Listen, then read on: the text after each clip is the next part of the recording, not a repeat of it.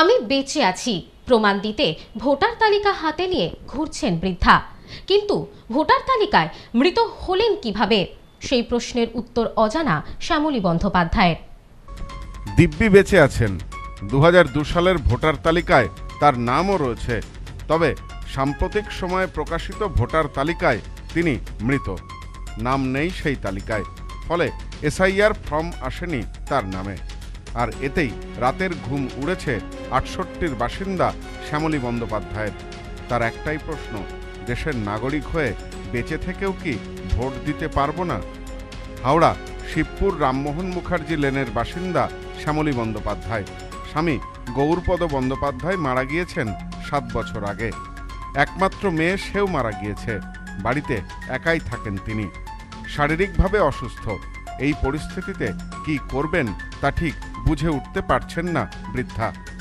2002 সালের ভোটার তালিকায় তার নাম রয়েছে।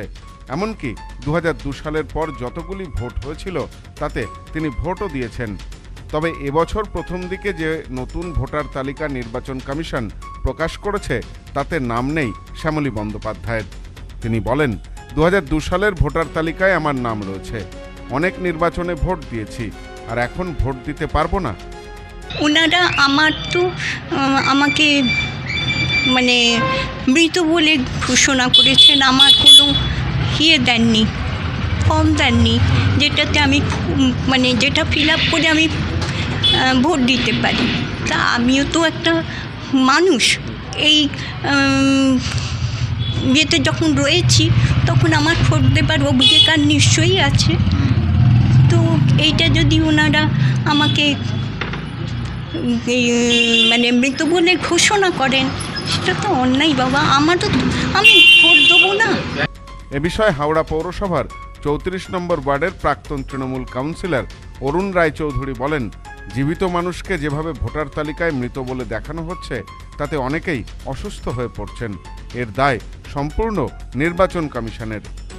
এরকম ঘটনা ঘটছে, এইটা আপনাদের মাধ্যমে প্রচার করছি এই কারণেই, নির্বাচন কমিশনের উচিত এক্ষুনি এনাদের নাম লিস্টে সংযোজন এনে নতুন ভাবে বার করা, বিএলওর হাত দিয়ে ফর্ম প্রিন্ট করে পাঠানো। জীবিত বলতে আছে, ওনার ফর্ম এসছে, ফর্ম কি করে আসবে? ওনাকে তো মৃত দেখিয়ে দিয়েছে। জানা গিয়েছে, ভোটার তালিকায় নাম তোলার জন্য তাকে নতুনভাবে আবেদন করতে হবে। সপ্তাহ দুয়েকের মধ্যে হাওড়া বিধানসভা কেন্দ্রের 299 পাটের বিএলও রমেশ সাউ তার বাড়িতে যান। বাড়িতে গিয়ে 6 নম্বর ফর্ম দিয়ে আসেন।